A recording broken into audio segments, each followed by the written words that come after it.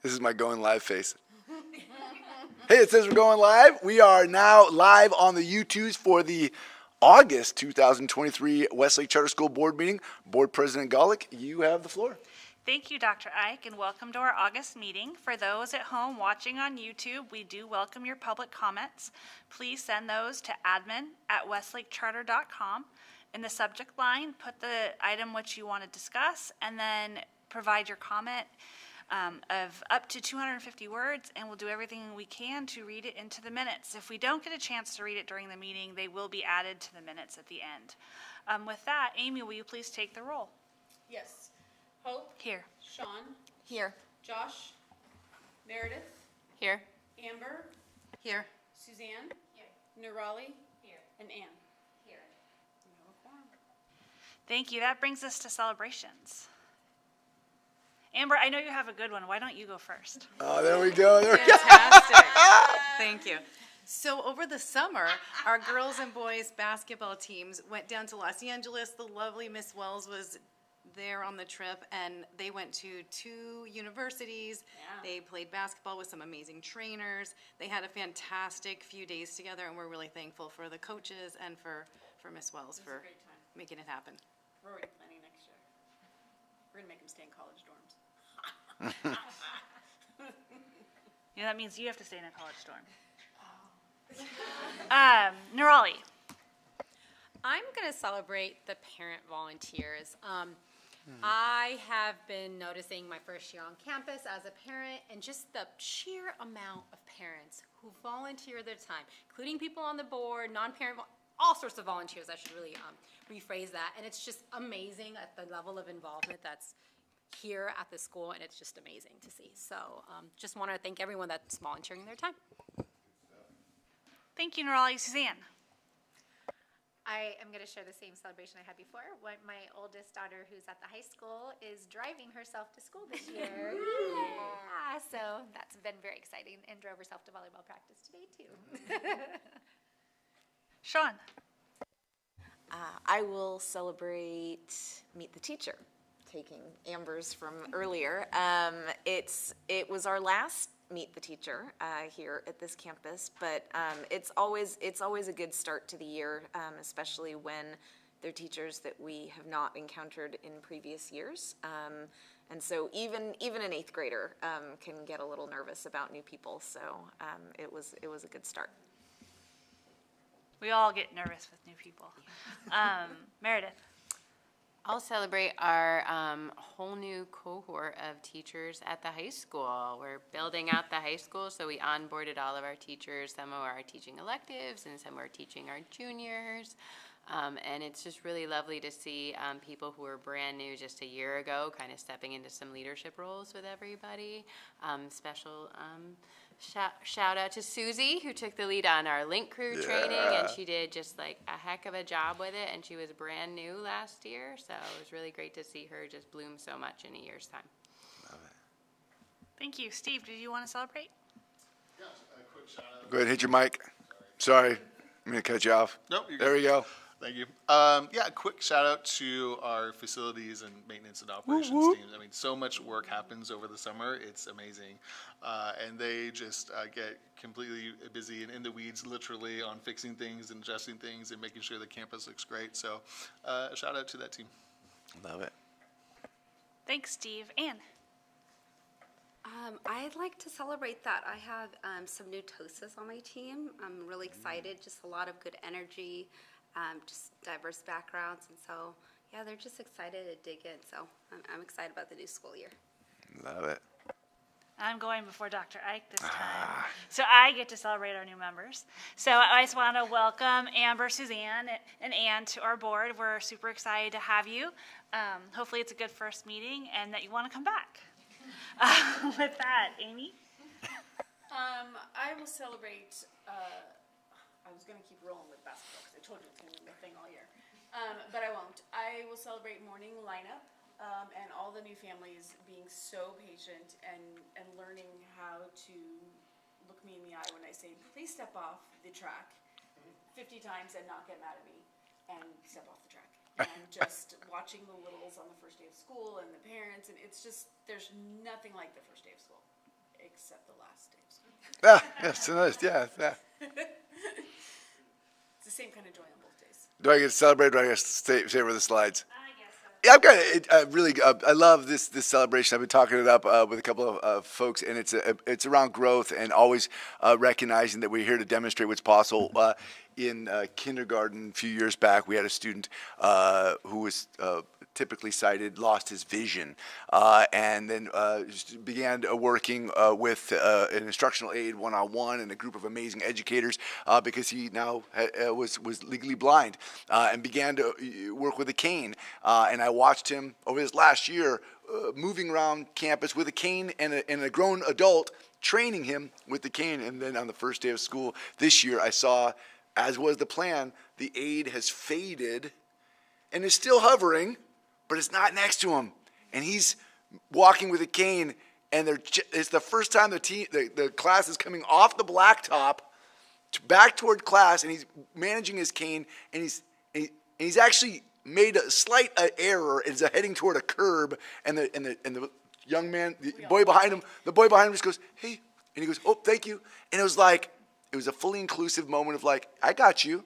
And he was doing great, and the aide was there, and we were all watching, but his colleague helped him, and I was like, I love that. So love this child, love his family. I've known them. I've known him since he was this big, and to watch him grow and to watch that aide be able to fade so that he can operate in a least restrictive environment is just at the core of what we do. So that was good stuff. Well, it's always good to hear, too, that our community steps in. Yeah, Right? yeah, We're it's all totally helping appropriate. each other. Are there any board comments for items not on the agenda? Seeing none, we'll go to public comment. Is there anyone in the room that wishes to make public comment tonight? Seeing none, Kevin, is there anyone with you that wishes to make public comment tonight? There are no members of the public at the high school tonight to make a comment. Thank you. Thank you, Kevin.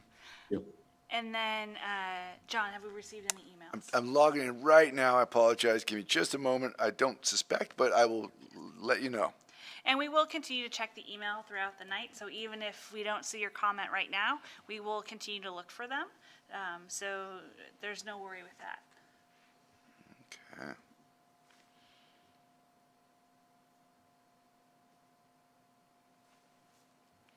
Still logging in on the YouTubes.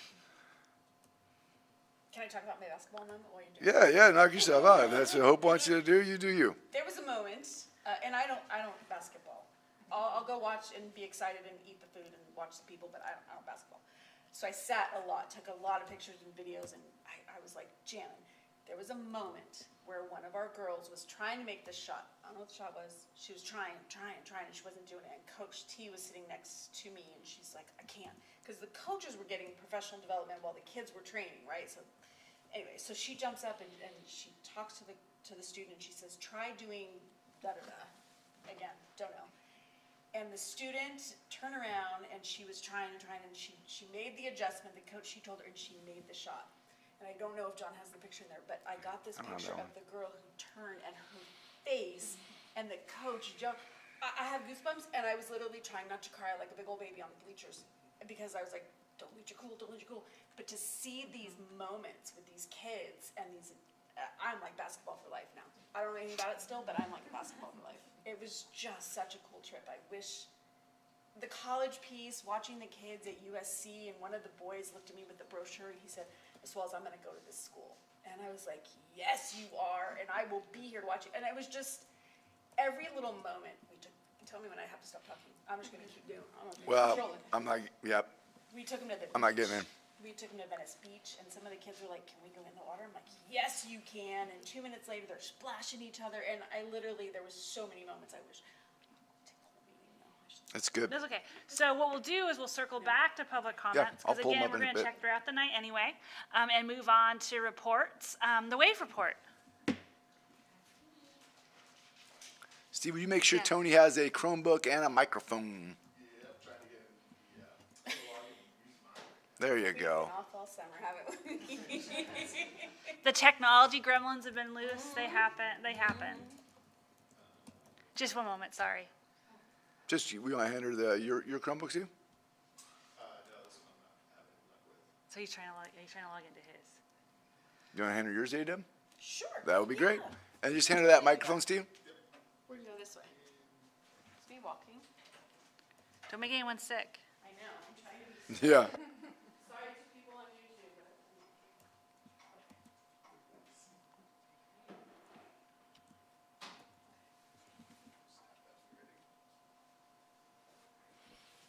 Hello, everybody. Hi. Tony Elgamil, your new WAVE president.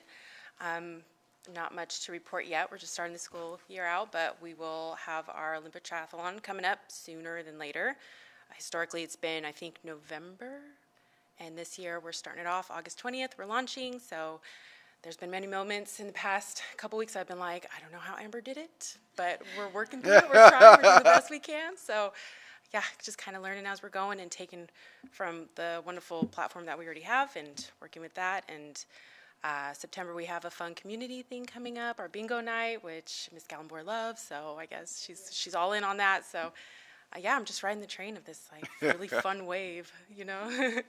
And then we have our fall festival coming up. So we'll be looking at parents to join and be a part of that committee. And yeah, lots of good things happening. So it's been such a pleasure to connect with the family so far, you know, and make these fun connections with especially the kindergarten families that have this drive in them. You know, they're like, yeah, we're going to do it. So I'm going to utilize that as long until they don't want to do it anymore. Just, you know, try to get as many people involved as possible. But it's going to be a good year. Love it. Thank you so much. Thank you for coming. We really appreciate it. Yeah. Welcome to the WAVE presidency, and we look forward to seeing you again. That's right. That's right. Lots of good stuff ahead. Thank you, Tony. I'm going to give Adeb just a second Okay. to walk back. And while she does that, I will just make sure everyone knows that we were lucky enough as a board and as committees to get to take the month of July off. So there really aren't any committee updates this evening, except for one, and I'll go ahead and do that real quick.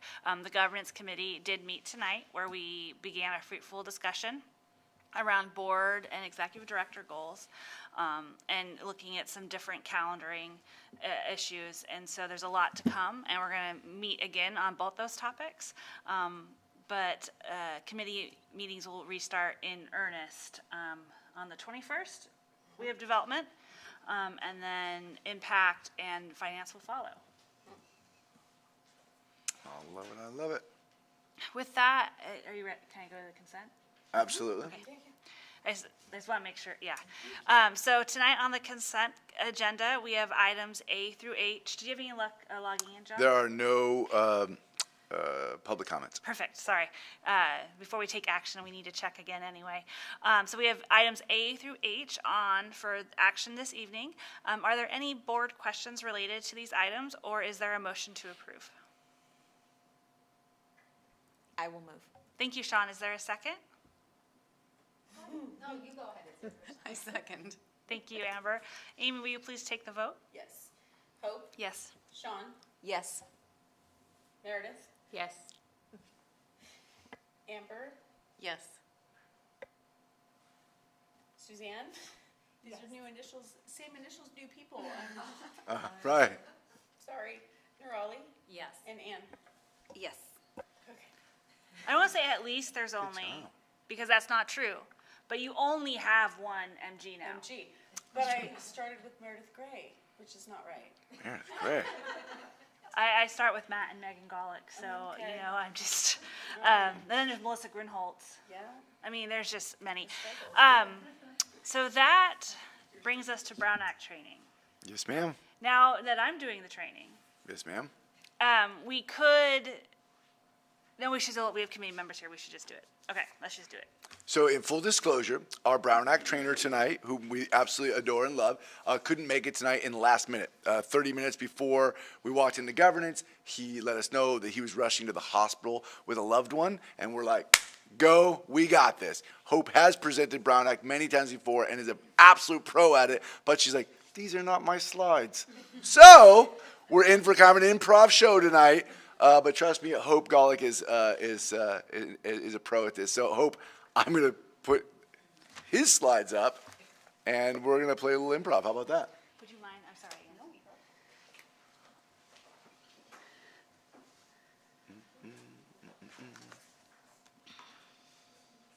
Okay.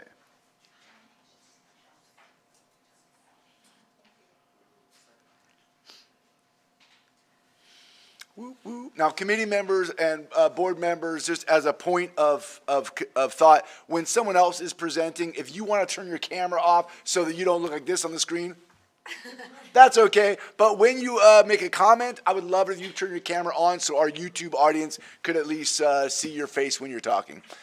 It's in the best here. Yeah, try your best. If you mess up, it's okay. Okay.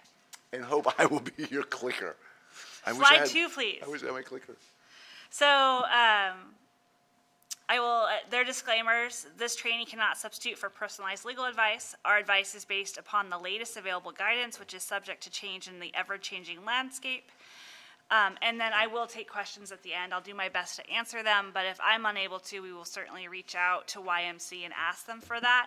The additional disclaimer is also the fact I am an attorney. I am not the attorney for the school. That is YMC, nor am I employed by YMC. So please feel free to provide us with any questions you would like us to ask of them. With that, slide 3, please.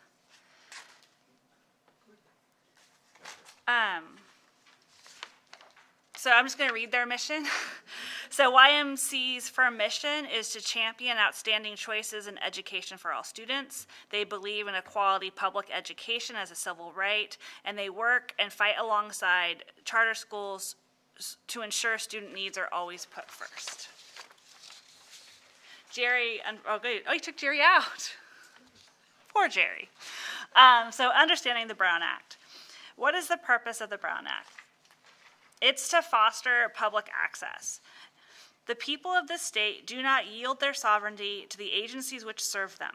The people, in delegating authority, do not give their public servants the right to decide what is good for the people to know and what is not good for them to know. The people insist on remaining informed so that they may retain control over the instruments they have created. Essentially, the public has put faith in the elected officials. They've put faith in agencies and boards to lead them and to use their resources wisely. And as always, the Brown Act is really intended to make sure that the public has access to see how those resources are being used, to look for government waste, to look for issues of conflict, to be aware about choices that are being made that will affect them and their children. And so this is really the safety mechanism to ensure that we as a public agency make that access real, true, and available so that anyone who wants to come and view our meetings can do so. It's why we continue to broadcast over YouTube when we're not required to do so, is because we do want our public to have access to our meetings and our decisions. Now, the Brown Act applies to meetings of the board. That basic definition is when any congregation of a majority of the members of the body meet to hear, discuss, deliberate, or take action on any item of charter school business. So tonight, right? But there's also could be instances where we might have to agendize a field trip, say to another school or something we're investigating. We typically don't agendize like chili cook-off, but at that point you would be advised to not come together as a majority of the board to discuss board business, right? You'd be there under the expectation you're there as a community member or a family member, and that board business would not be conducted. The Brown Act also applies to all our committees because our committees are standing committees. We do not have advisory committees at this time. We do have committees that are composed only of board members. We don't anymore. I'm so proud to say we don't meet that qualification anymore. But we always do go by the guidance of having less than a quorum of the board. If we had more than a quorum on the board on any one committee, right, is that committee really a committee or is it just the board acting? And then the last one must not be a standing committee. Like I said, we have all of those. You can do an ad hoc committee. Typically those might say be your chair and vice chair, or 2 members on a committee who are tasked with a specific task of a short-term nature. We may be getting to those, so I'm sorry if I'm jumping ahead. We typically do not use them here. However, I can think of instances of negotiation or investigation that they may need to happen, whether it be related to, say, the lottery or a specific piece of a facilities use agreement or any such thing. We just have been lucky and haven't needed them. We've been able to use our committees and our board to the extent we needed them in an appropriate Brown Act compliant way. Serial meetings are a very important thing that we should all keep in mind. They are prohibited under the Brown Act. It's when a majority of the members engage in a series of communication outside the meeting through direct communication or intermediaries or technology to deliberate and take action on any item of business. Really, email is the most common way where this is going to happen. Technology is really sort of, it really is sort of the downside of the Brown Act, I'm not going to lie, because it's super easy to hit reply all. And so you will often see emails sent out from the organization in a BCC, you won't know who it goes to. That's very purposeful because it takes away your ability to just hit reply all. In the same way, the board may all be sent an email where we're listed in the to. And at that point, you might get an email quickly from me saying, hey, please, no, don't respond. Don't reply all. This is going to Dr. Ike. He'll take care of it, because I'm afraid of creating a Hubbard chain or a daisy wheel type communication. So please be super careful of emails, text messages. I'm going to advise you that as much as you want to engage, potentially say in a WAVE Facebook group, not to do it about board-related items, because at that point you may be inadvertently sharing your opinion on a subject that's board-related with the entire board. So social media has really become another challenging area where simple posts or comments can be taken as sort of a consensus, especially if more than one board member comments. You can see how it could quickly devolve into a violation. And that's sort of similar with online forums and websites. Telephone calls can create problems. If board member A calls board member B and finds out how B is voting, and then calls C and tells C what B and A are both doing, you can just see how it travels. It can be as bad as A and D calling, right, to sort of pre-survey or poll the board and then sharing those results. It's why if you have board-related questions, we ask that you always go to John, really, and he'll consult with me as needed, because then we're not creating a scenario where even I know how you might be planning to vote or what questions you may have. We do that for your own protection and to protect the agency from any possible problems. The next few slides are in regards to teleconference meetings. We don't typically do these here, so I'm hesitant to go down this path, other than to say it is possible. Under the normal rules, which you've listed here, there are 6 criteria. I am going to focus in on the fact that you must post the agenda where you're going to be. And so oftentimes if you're on vacation somewhere, the last thing you want to do is secure a conference room in the hotel you're staying at, or put it on your garage door at your rental to let people come in and participate in the meeting. Now, I'm sure we can make all the other requirements, and actually the ADA access requirement can be a real issue on vacation too. It's not just the location, but people need to be able to properly access it. So we have not done that here. We usually say, hey, take your vacation, we'll make it work. So to be clear, if I'm in Hawaii at my hotel and in 72 hours in advance I place the agenda outside my hotel room door, I can do the teleconference, but that means anybody in that hotel can walk into my hotel room and be like, cool, just want to watch the meeting. Yes, and we need to have listed that address on the agenda. Yeah, right. So the whole world Take the night knows off. You that, go to Hawaii. You're right? fine. Just go. It's just easier that way. If you really got into a quandary, obviously we would help and make it work. But the rules are here for your review. AB 2449 really is a fun little wrinkle that got added to the Brown Act. And what it did is it amended the Brown Act teleconferencing rules to allow those to sort of relax in instances of emergency and for just cause. And it does allow for teleconferencing without any obligation to identifying the location, as well as allowing public access. But that member who's doing it must participate through both audio and video technology. There's also a limit to the number of times within a calendar year you can use either the just cause or the emergency circumstance. it's tricky. And so that's another pathway that we as an organization have chosen not to go down. We've been lucky enough that with 8 members on this board, we can typically make a quorum, even if you do have a just cause for being absent or an emergency that takes you away. So I would just suggest again that you review these, but know that we typically would again tell you we're fine, we've got it, deal with your emergency. How can we help you? We're still trying to figure out how to fully implement this in my workday. And again, so you'll see the different steps, what emergency is defined as. This one sets out how many, if you keep going, like how many times you can use it. So you can't use it more than 3 months in a row. You can't use it for more than 20% of your regular meetings within a calendar year. That's your average normal calendar year, not just the number. Yeah, keep going. Yeah. Sorry. And then so there's the no circumstances, and then the next slide are just the other requirements. With teleconferencing, you always still need to have a quorum of your members in the jurisdiction. So there are those other limitations. Being able to provide the public access that way, knowing in time to post a link so that they can fully engage. Like at that point, part of the reason why we don't do it is, do we hand out the Google Meet when we use the YouTube? Do we go back? It's just a lot. So we'll just be here. We'll just be here. My favorite, though, actually, is this slide.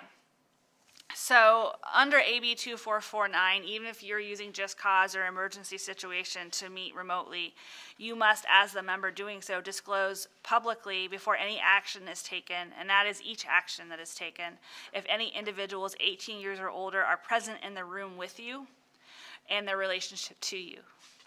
Now this was really, yes, because I don't know if you're being swayed or if you're under duress.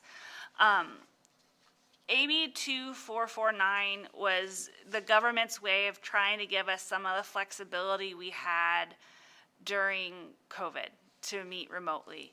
The only issue is, and I've personally often thought they forgot to ask the agencies using the rules about the situations in which we really needed it.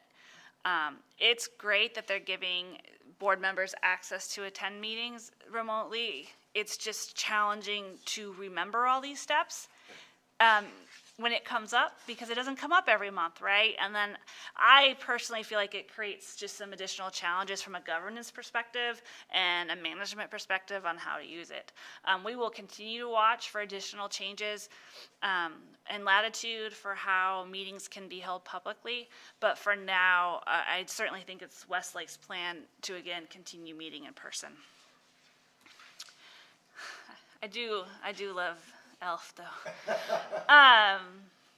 So the general rule is that the agenda shall be posted properly in advance of a meeting and must include a brief description of items to be transacted or discussed. With a few exceptions, if an item is not on the agenda, the board cannot discuss it.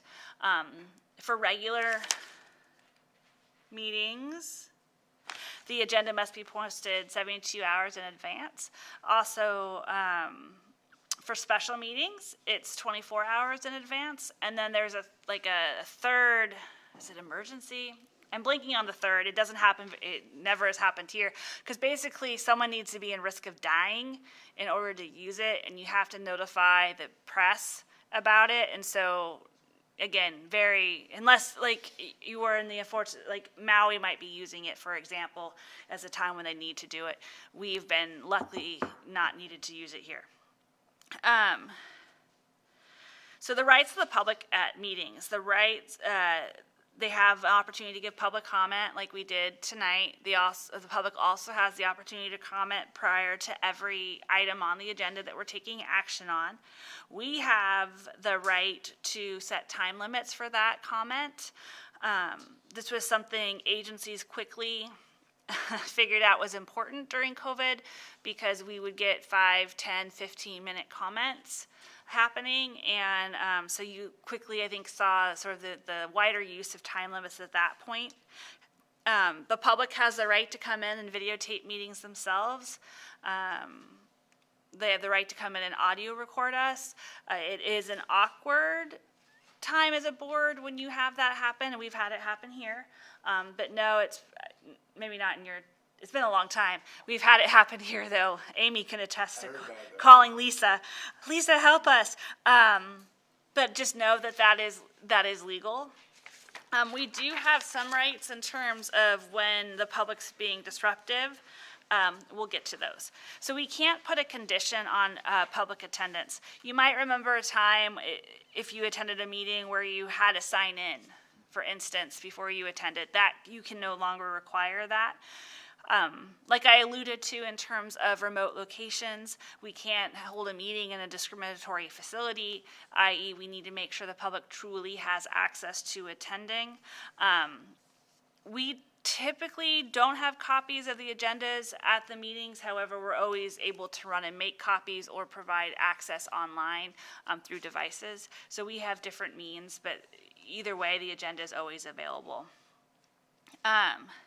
So SB 1100 was passed in August and became effective on January the 1st. This added a section that allowed for the presiding member of a governing board to remove or cause the removal of an individual for disrupting the meeting. Prior to this taking effect, boards would often have to do it, or they would shut down meetings. This has been a relatively common occurrence for the city of Sacramento in the last few months, where they've had to simply shut down a meeting because removing the disruption has not been feasible. So it's nice to have it codified. Disrupting means engaging behavior during a meeting of a legislative body that actually disrupts, disturbs, impedes, or renders infeasible the orderly conduct of the meeting, and includes but is not limited to one of the following: A, failure to comply with reasonable and lawful regulations or policies adopted by a legislative body related to public comment or any other law, or B, engaging in behavior that constitutes the use of force or the threat of force. Now, before we can remove that individual, a warning must be given, and letting them know that their behavior is disruptive and that the failure to cease the behavior may cause for them to be removed. At that point, if the behavior is still not corrected, that person may be removed upon request. The warning does not apply, though, when there's a threat of force or a threat of harm. A true threat of force is a threat that has sufficient indicia of intent and seriousness that a reasonable observer would perceive it to be an actual threat to use force by a person making the threat. Roughly, in legal words, I feel like that's sort of challenging us. In some ways challenging, it's a little loose, but I think we would all know a threat, and hopefully as a presiding member, I would have support if we would universally see that. I also at this point want to note that on our agenda on page 1, we do set out, page 1, we sort of set out our processes for how to make comments and what to do, but then more specifically under the public comment section is where we set out sort of our guideposts on behaviors, what type of public comment is permitted, so, you know, and therefore, yeah. So just so if you need to look back at it later, I won't read it now, it's relatively long. But we did this too as a way to sort of help guide public commenters on what our social expectation is for those comments. And Hope, just as you look at our board agenda, and just noting that we have some new committee members in the audience, the board agenda and the committee agenda templates are similar, public comments at both? Yes. Yep. Good, thanks. The only thing that's different for committees is we don't broadcast onto YouTube. Mm-hmm. So we do check the admin at Westlake Charter email address for those meetings, but we only check them at the start because comments needed to have come in prior to the meeting because they have no mechanism for watching, correct? So in this realm, we do check because someone from home may have a question that they send in. That's good, thank you. Okay. Closed sessions. So there are, I think they're not numbered here. I think there's 7, but there are very few pathways to a permissible closed session, pending or anticipated litigation where you're going to be conferencing with your legal counsel, personnel, appointment, employment, evaluation, discipline, dismissal. That requires notice. The thing I would note here is there aren't many instances, if any, where it necessarily comes to our board. John is our mostly just me, yeah. employee, and so we have different processes in place. I just want to note that. So, I mean, there may be an instance within our policies where it could come to a board decision, but that would be very rare. You can also, we've had this one more lately, conference with a real estate negotiator, labor negotiations, public security, and we've been very lucky about people discipline, again, knocking. But you'll see that very commonly, for example, on the NUSD agenda. And the people discipline reference there is typically an expulsion. That's what would come to the board. Yes. So the requirements of going into closed session is using the safe harbor agenda language, which we always do. Before going in, we have to make a public announcement as to the reasons why we're going into that closed session, so the public really knows that we're conducting it from one of the permissible purposes. The public has to have a chance to comment before we go into that. And then afterwards, we have to make a public report of action taken in closed session and the vote or abstention of every board member. So you can no longer report out unanimous. You have to list who was in that closed session and what their vote was.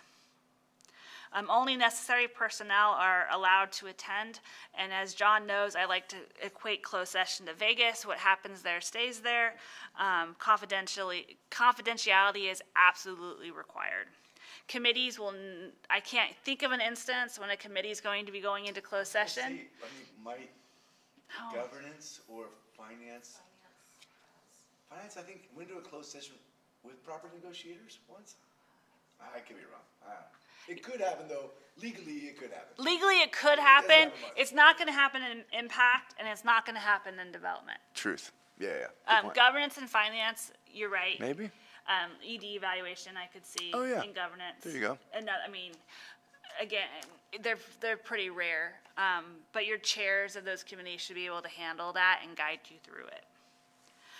Executive compensation. So all executive director agreements must be approved at a regular meeting and announced out prior to the final action regarding salary schedule, fringe benefits. Basically, all those items where money's involved is really what it is for perceived conflicts or issues.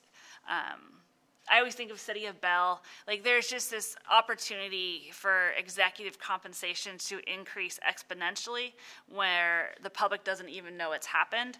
And so Government Code 54953 was really adopted in a way of making sure that the public knew where their money was going and what it was being spent on, and to prohibit sort of backdoor deals for executives to increase their salary, say maybe prior to retirement.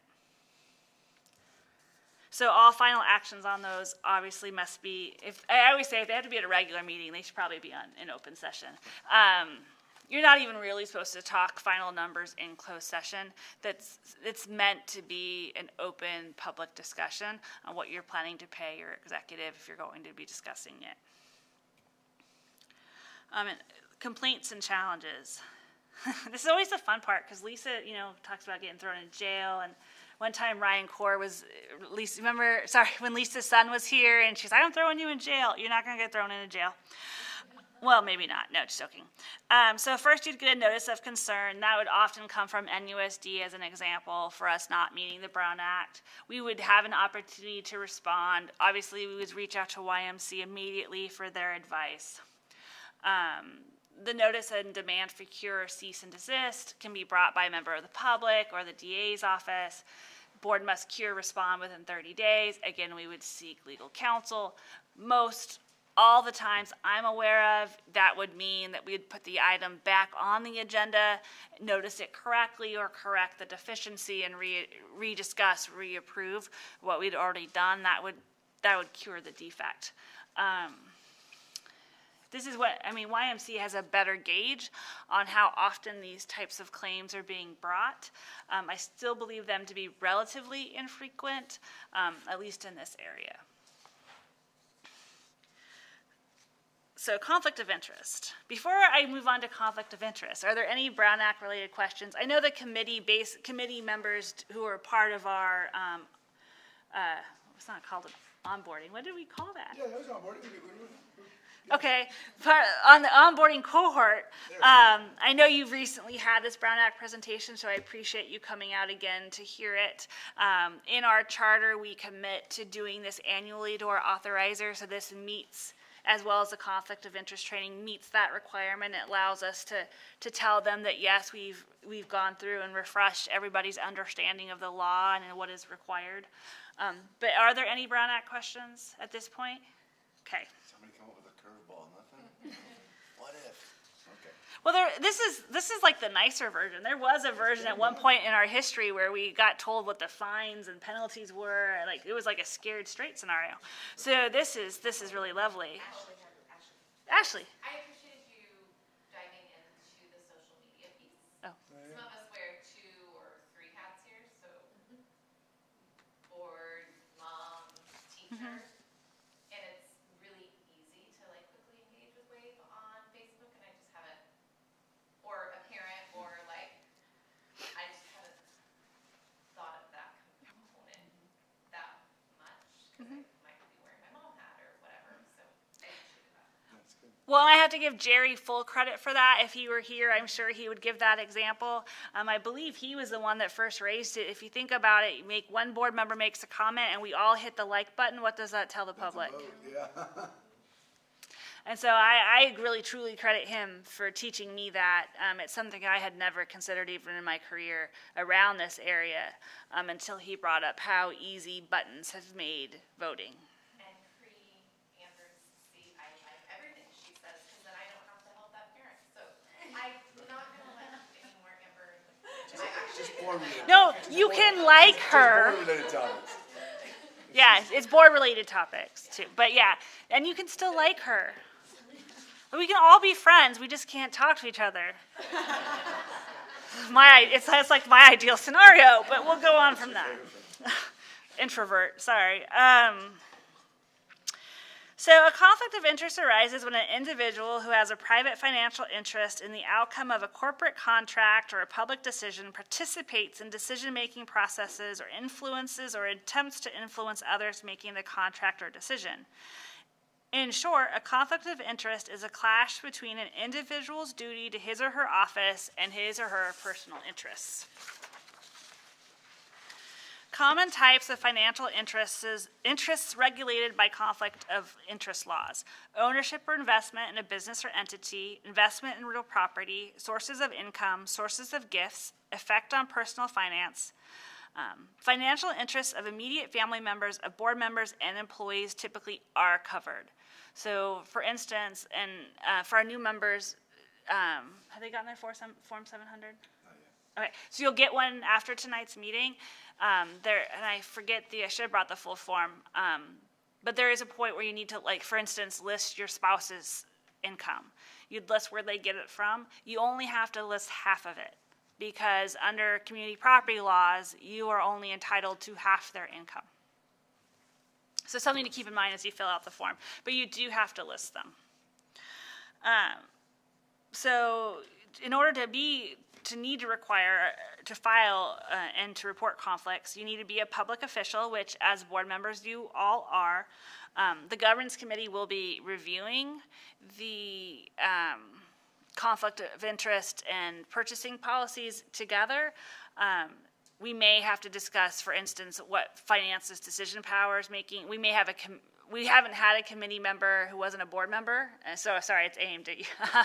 But we may need to consider whether or not they, for instance, need to file a Form 700, and that's something that we can talk about based on the decision making of the committee.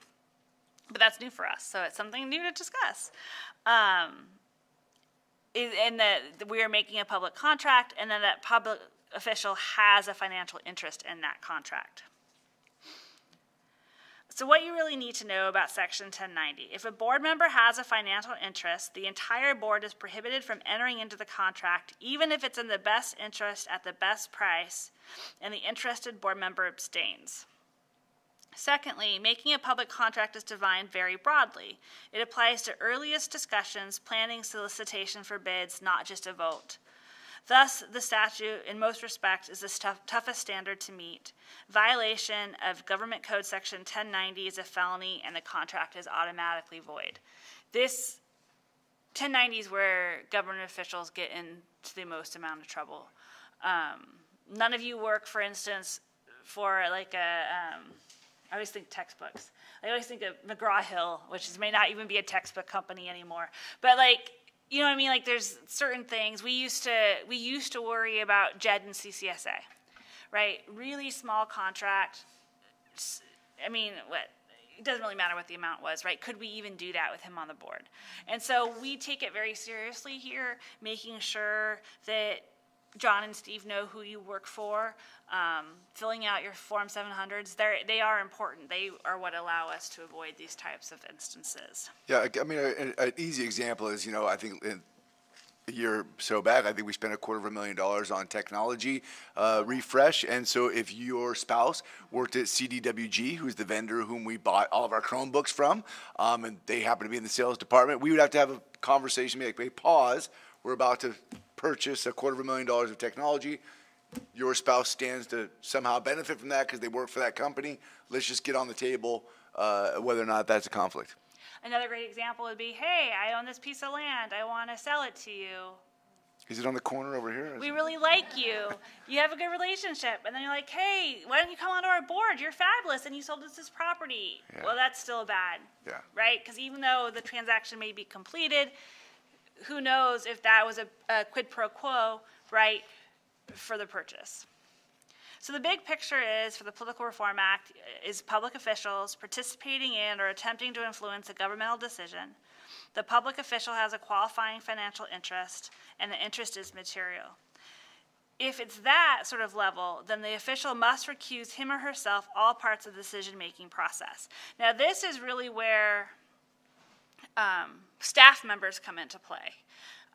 So we don't worry about it so much with 1090. Obviously, a staff member has a financial interest in what we do here, but we look at it under the Public Reform Act, and that's why staff members will be asked to abstain or leave the room when we vote on any sort of compensation changes, anything that sort of affects the take-home holidays. This is why. It's to stay in front of and to make sure we're following the law in regards to the Political Reform Act. It's not that we don't want staff members to vote, it's that legally you can't. The Westlake Charter does have a conflict of interest code. It does state who should file a form, and it also assigns how much you have to disclose on that form. As board members, we all are the top rung of needing to report, because you never know where that conflict is going to fall without full disclosure. Which leads us then to the Form 700, which I've referenced. These must be filed when assuming or being reappointed to your office. Then you'll get an email from Amy each year asking you to redo it. You need to do one when you leave office. If you fail to file, there can be criminal charges by the Attorney General or District Attorney, also civil and administrative penalties from the FPPC over a private citizen. Uncommon, but still something that we are mindful of, and we'll make sure that we keep you all in compliance. What can be truly tricky for the Form 700 is gifts. So as a general rule, you cannot accept more than $500 from one source in a calendar year. It's also that gifts worth more than $50 must be reported. Oftentimes, where you run into this is gifts of tickets to, say, the Kings, and trying to figure out what that ticket might have really cost. There are many exceptions to both. Special occasions such as birthdays and holidays, family members, long-term relationships, dating. My suggestion to you is if you think you're running into a situation where a gift might be involved, at that point it makes sense to reach out to John and Steve and just ask for legal counsel's take. It doesn't, like I said, it doesn't come up often, but where I've run into it most, really, it's the Kings and the River Cats. It's sporting events where some organization wants to take you out just to join them in an event, and you end up getting a free ticket, and then why'd you get this free ticket, and then needing to disclose it. So just reach out if that ever happens, and we'll make sure to get you the advice you might need. Let's see, common law on conflicts of interest. So prohibition against conflict of interest, public officials engaging in transactions or influencing decisions, or creating an appearance of impropriety. So, I mean, you can make things look bad even if they aren't really bad. When it comes to conflict of interest, I mean, my guiding principle is if it smells bad, stop and don't do it. Or if you think you have to do it, again, reach out prior to doing it and getting legal advice about whether it's something you can realistically do without a conflict. Incompatible offices doesn't arise here often. The best example would be we used to have an NUSD board member on this board. We no longer do. As our authorizer, you can see there's a sort of coherent incompatibility to that or an inherent conflict to that. It happens most often with elected officials on larger bodies and being on multiple bodies or wanting to serve on a subsidiary body that, like for instance, being on like the city council would be an incompatible office with this board because you never know when you might run into an influence or conflict issue on a decision. Which brings us to AB 2158, and I promise we are getting close-ish to the end. This is a new piece of law that went into effect on January the 1st.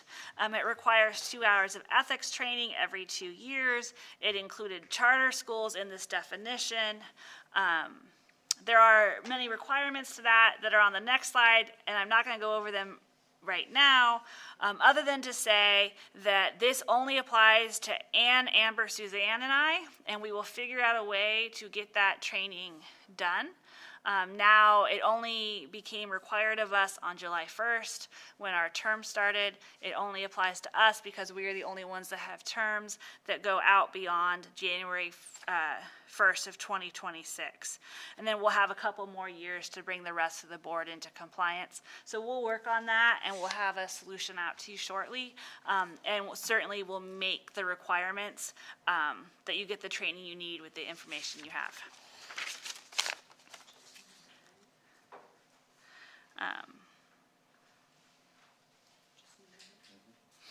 So next level governance. Next level governance is about so much more than legal compliance. Most boards get training on the Brown Act and conflict of interest laws, but now they're going to, so these are their tips. Let me see, I'm going to be reading these tips in real time, so I apologize if I react to them. I'm sure they're fabulous. The board should be focused on academic and fiscal performance of the school. We should be asking questions that ensure the school is operating in a legally compliant manner. We should evaluate our executive director in a thoughtful manner that aligns with our vision.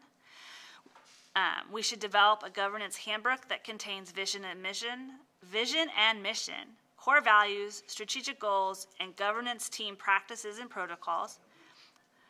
I am very proud to say we have all those. Critical fiscal questions for the board, which is funny because we were talking about this in governance tonight. What are the critical fiscal questions for a board? How many students do we have? Who knows? Do we have board members that know? Anyone willing to take a guess? 1,300-ish. Pretty close. What's the number? 1391 with 4 on the pending. So we should be at 1395. So I guess 1,390. You're right there. You're right there. Under the number. You're the only one to guess, so you're officially the closest. You win. You win. So is our enrollment trending up or down? Good job. What are the implications of these trends? Right, and that makes sense. Space, costs, wonderfulness of new families. Do we need to make any immediate budget or staffing reductions to make our budget balance? Are there any audit findings that are a repeat from prior year? Steve, do we have any audit findings? Oh. Sorry, I couldn't help it. I had to lodge that softball. And then are there any related party transactions? Critical academic performance questions. What specific steps are we taking to ensure we are on the high track for renewal? There's tracks?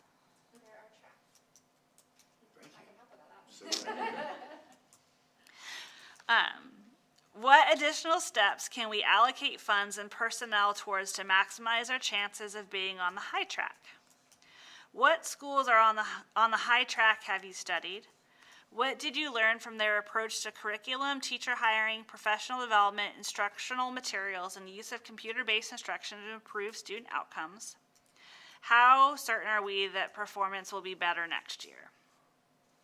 For recruiting board members, we should check to see if there are the minimum requirements in your charter, create an application, find out if there's anything about their background that would create legal liability, a PR nightmare, or that may damage the relationship with your authorizing district. I did not do a deep dive on social. I guess I should have. What skills does your board lack that it needs to get the school to the next level? That's something we do always focus in on. Do you need your board members to be fundraisers, and you should consider their political connections? And then in evaluating your executive director, are you setting reasonable goals before the calendar year or the academic year begins? Are you putting these in writing so everyone remembers what was said? Have you communicated these to your executive director? Have you designed an evaluation instrument to determine that these goals were met? Have you aligned future salary increases to successfully achieving goals that the board set? And have you left room for unforeseen circumstances? Ooh, last one. Norm facilitation. Having board norms ensures the board members have a common set of expectations around how board members will interact with each other at meetings, how we'll interact with staff at meetings, how we will interact with parents and students at meetings, and how we are expected to, what we are expected to do between meetings. Now this puts in some brainstorming time, which is fine, but I'm not going to do that right now, I don't think. But I will advise, and again, if you're in the cohort, you've had these handy, but we do have board policies that address exactly sort of these situations that I would encourage everybody to look over. And if after doing that you have any questions, concerns, or things that you might think need to be clarified, to go ahead and shoot John an email, and that's something the governance committee can certainly evaluate. With that, I'd like to thank Jerry Simmons for his slides. He really did.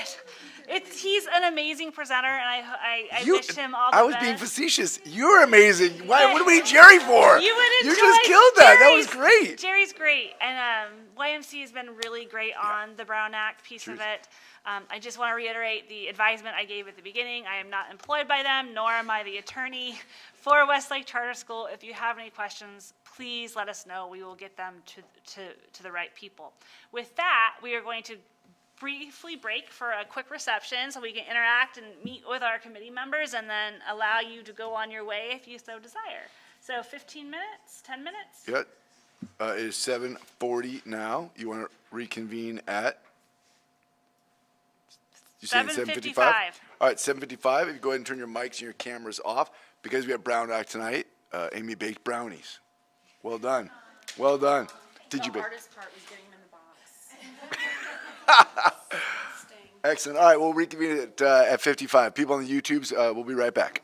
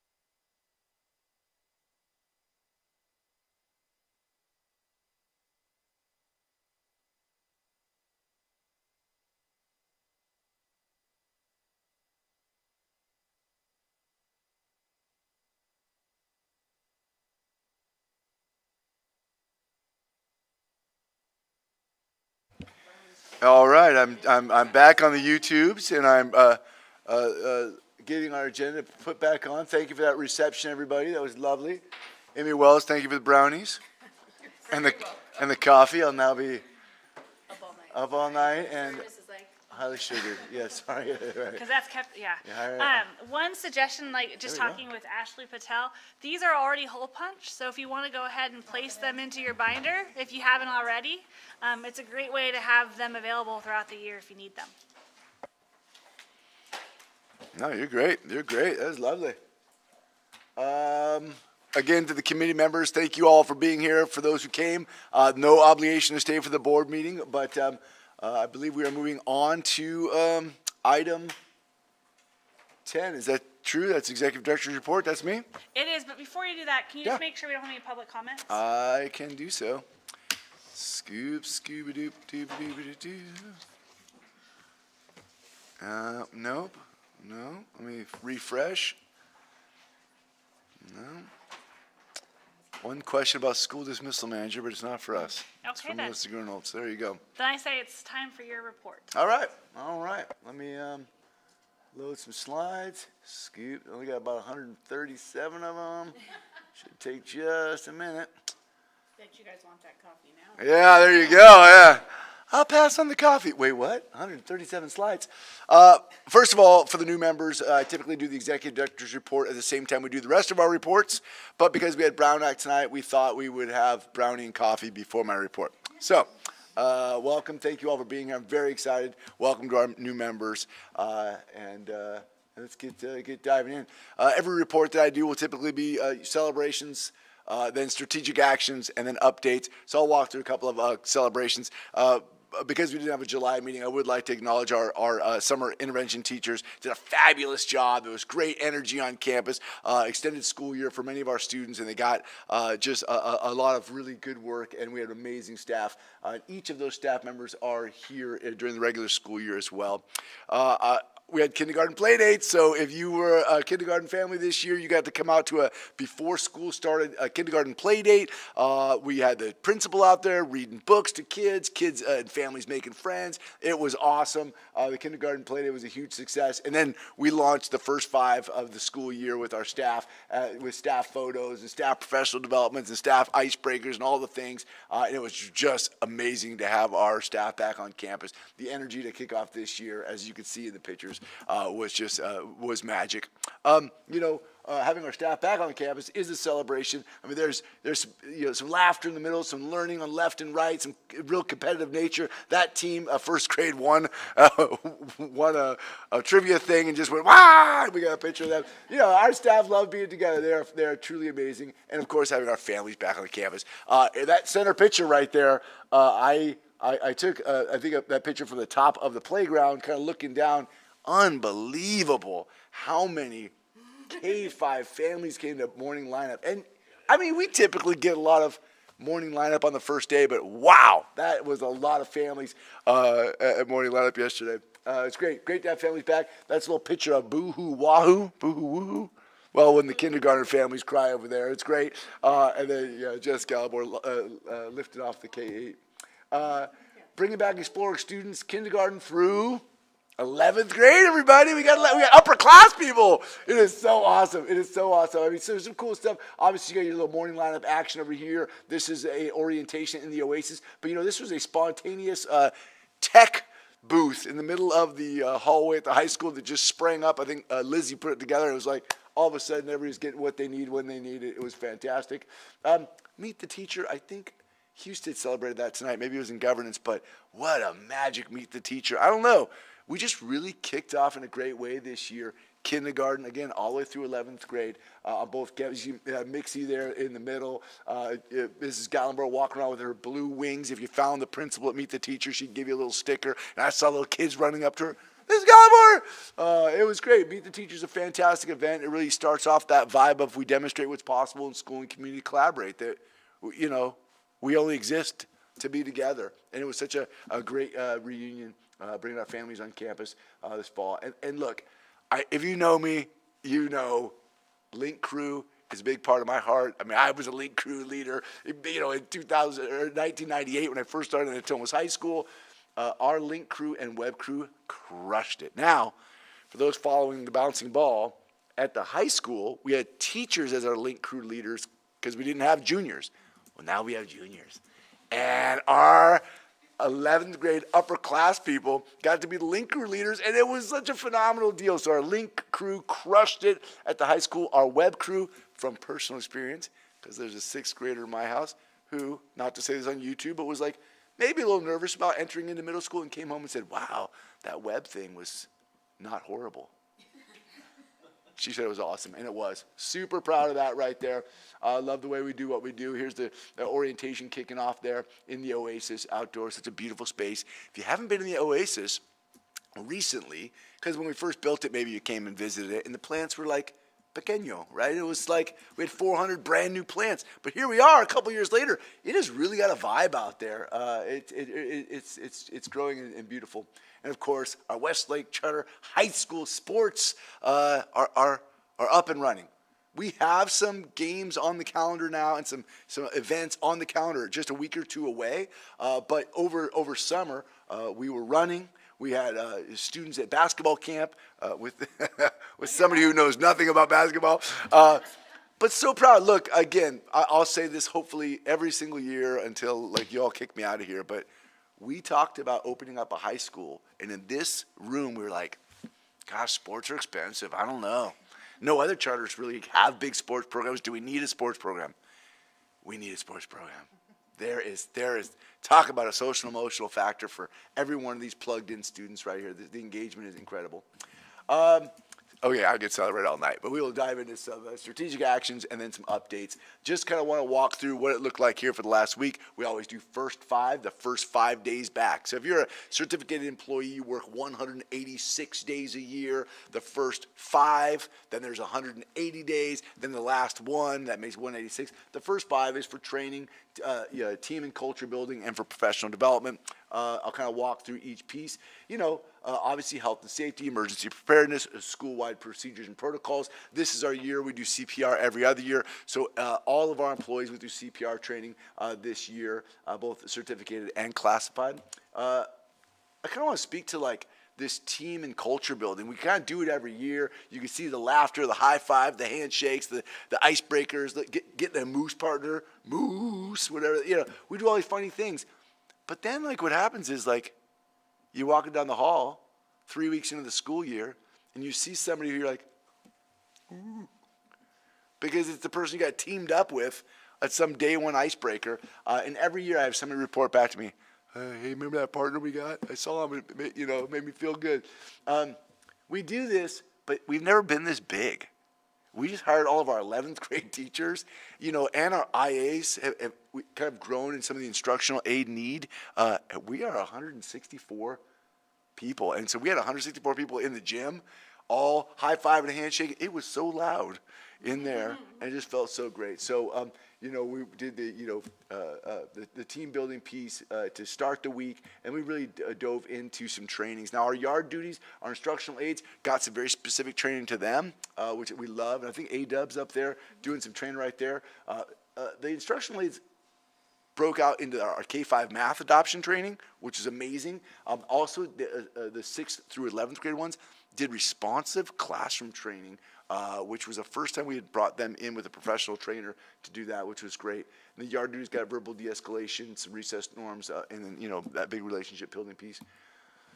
This is interesting. So your K-5 team were in here with a professional math trainer to help us onboard our new K-5 math curriculum. It's like, oh, everybody's doing math? Well, no. K-5's doing math.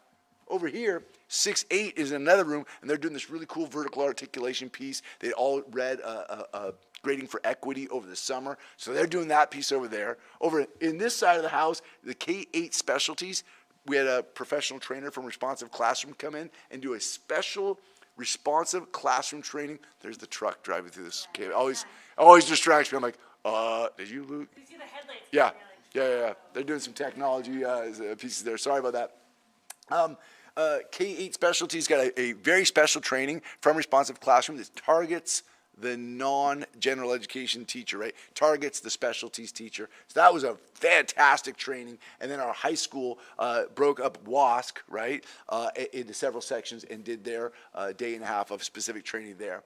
Throughout the rest of the week, there was obviously time for scope and sequencing, team,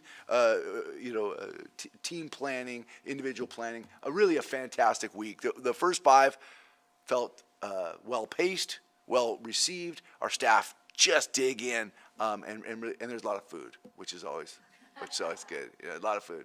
The breakfast burrito day, that was probably my favorite day. Okay, let's dive into some updates. I want to kind of talk you through some staffing. We are as big as we've ever been. It's fascinating what this place looks like if you remember this place just at Del Paso. And then you're like, oh, we went to Del Paso and Pebblewood. Oh, and we came to this campus. Oh, now we're at this campus and that campus. And now we're up to 11th grade. And when we talk about enrollment numbers being 1,395 kids, and we have 164 classified and certificated staff, like, we are larger than 50% of the school districts in the state of California. So people go, oh, yeah, my friend's a superintendent down in the mid. Oh, yeah, how big is their district? Less than 500 kids, because half the districts in the state of California are 500 kids or less.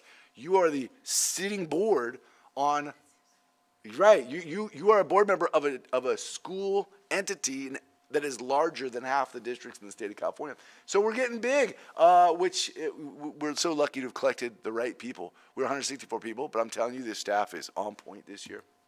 Let's talk through some enrollment matriculation numbers I'd love to share. Coming into this year, we had 105 of our 112 fifth graders become sixth graders, which you may be sitting here and being like, well, duh. But that wasn't a duh, because honestly, back in the day, in 2015, we only had 76% of our fifth graders became our sixth graders. And so I tell you that story to say, like, hey, when you start something new, because our middle school was new, not everybody jumps right on board, but now look where we're at. Now we have a tried and true K-8, and people are like, 94% of the people are coming here. Your matriculation for 8th to 9th grade is targeted at 50%. We're at 54%, which is right on point. We were hoping that we would get 50% of our 8th graders to say yes to our 9th grade, and there you go. 54% of your 8th graders have gone to your 9th grade. So let's take a look at total numbers. I guess I tell you that story to say we haven't yet graduated anybody. I fully expect that a decade from now, when we're talking about this story, we're saying, wow, look back in the beginning, we had like 50%, and look at us now a decade later, and we're hitting 90%, right? So I think we're doing great. Remember, we thought that we were going to have only 85 freshmen, and now the number, right? We set that low floor, but the ceiling is high, and the growth potential is there. So very excited about that. Let's just talk enrollment so you know where you're at. We are fully enrolled at our K-8 at 1,000 students, exactly 1,000 students. All seats are filled, and our wait list for the K-8 alone is at 1,528. Last year was somewhere around the 1420s. You are at the highest wait list in school history. It's a point of pride. It's also somewhat of a point of like, sorry about that. I tell the story all the time, but when I first got here as the executive director of Westlake Charter School, my very first greetings, Explorer families. Hey, if you know any sixth graders, yeah, send them our way. We got open seats. Like, we were asking for enrollment into September and October, where we just stopped and just accepted that all the seats were going to fill. And now you have 1,528 on your wait list for your K-8 alone. Love that story. Our high school enrollment, remember, we originally targeted 85 freshmen and then enrolled right up to 150, so that was great. This year we targeted 395 total freshmen. We'll kind of walk you through that. You have 142 freshmen right now with 3 pending, so we're hoping to get to 145. We expect we will, because you have 34 on the wait list, and you might burn through. Are you talking? Your mic is off. Yeah, I know, but I have my own. I know, but I have my own mic, but I'll just turn that on so it doesn't bother it anymore. Sorry. So, you might burn through 10 offers to get 1 student at this point, because everyone started school already. So we expect to fill those 3 pending. 10th grade is enrolled at 120 students, and no wait list. 11th grade is 131 students and 20 on the wait list. So our total budget was $395 for this year, and we anticipate $395 because with those 3 pending students up there, you'll be at $395. Really, really proud of that. I mean, when we partnered first with Silicon Schools, who has launched 60 high schools, they were very definitively like, hey, set your targets low for enrollment, because that's how all the charters that we watch, that's where they struggle. And so we set our targets low, and then we exceeded those targets. So we're trying to keep the brakes on, but you're probably better mathematicians than me, but we're all like, we're going to have a 500-seat high school. More than 500. Well, that's what we're trying to build a 500-seat high school, and now you're like, ruh-roh. Yeah, we're all doing the math. So we didn't, you didn't know. You don't know. We took on we're going to take on 145 freshmen because we think, 30 of them are going to leave. You're going to end up with 110, and that's going to all average out to 500. We're going to have to learn our matriculation patterns as we go. Clearly, we're not losing the students that everyone said we were going to lose. Oh, it's going to really drop off. Well, it didn't, and we'll just see what happens. So we'll play those numbers. In our charter, it says, around 500. So 565 is around, right? And look, I think we would like to be at 500. Part of our issue here as we build up the high school, though, is that so we hired the right number of staff for this many sophomores, while you maybe want to go out and recruit more sophomores because you're like, oh, that one's low, it's at 120. Well, you can't mess with it because you hired that many English teachers. You can't go trying to invent more classes without bringing on more staff. So it's a year-by-year situation until we eventually understand our trajectory. Any questions on enrollment or staffing? No? Just, kind of talking through what we probably already celebrated most of these things, but the year has launched very quickly. Today is the second day of school.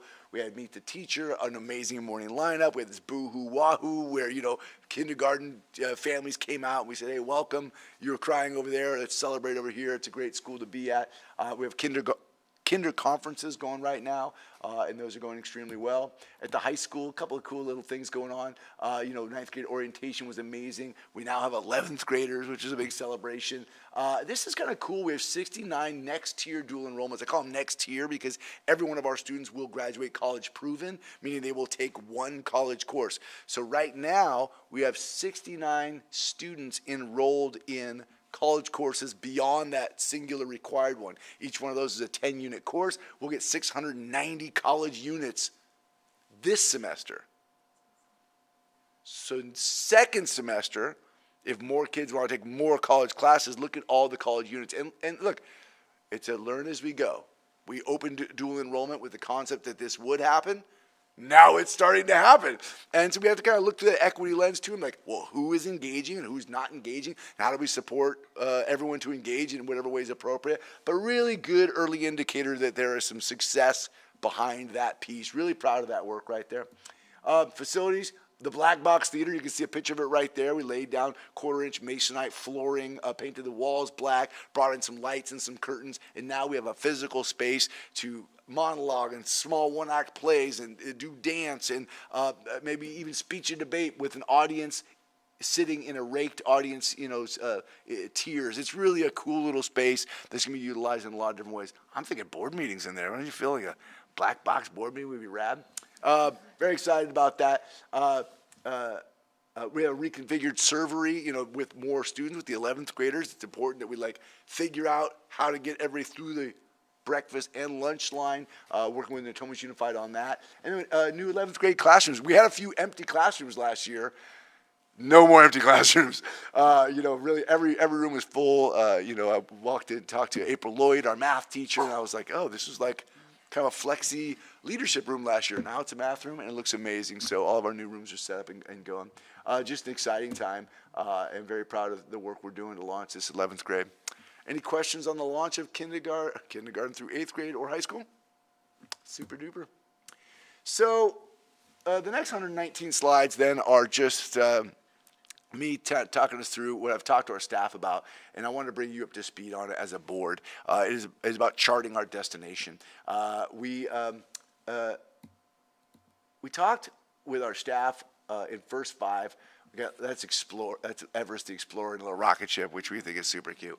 About this countdown to 2025. Why are we counting down to 2025? Did you get the date wrong? Like, that's not this year. That's 2 years from now. Well, what are we counting down to? I think we all recognize at some level we're counting down to this magic moment where, like, where we graduate our first graduating class.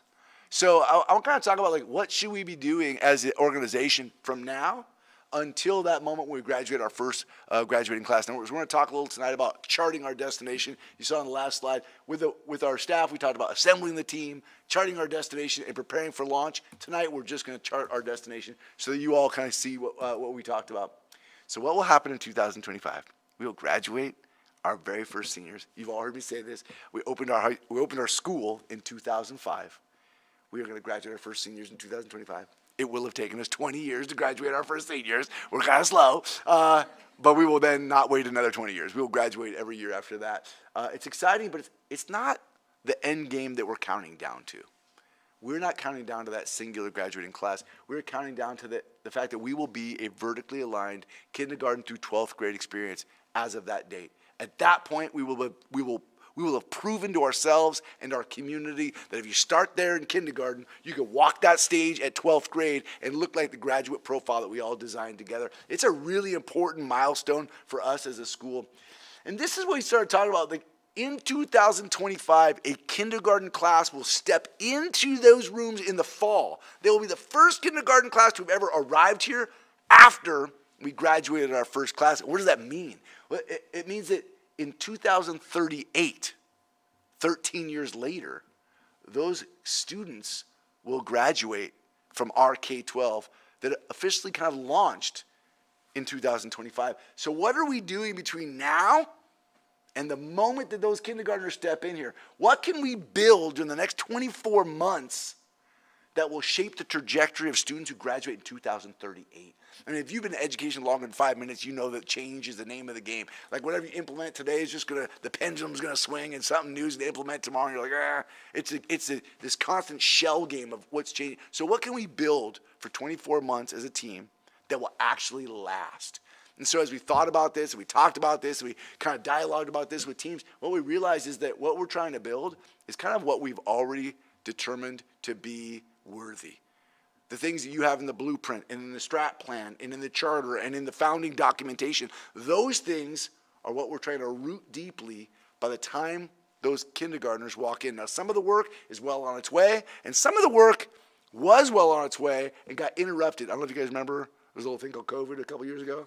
Like, we set out the strategic plan in 2019, then we immediately got interrupted in 2020. So some of the work is well on its way, and some of it still needs to be worked on. I'm going to show you this guiding framework and what goes into it. You'll notice at the top is the outcomes. That is what we're all pointing toward. The graduate profile, everything leads to that. I'll unpack it one step at a time, and then we'll kind of engage around it. The graduate profile is the outcomes. The outcomes guide the work. That's the reason we do the work.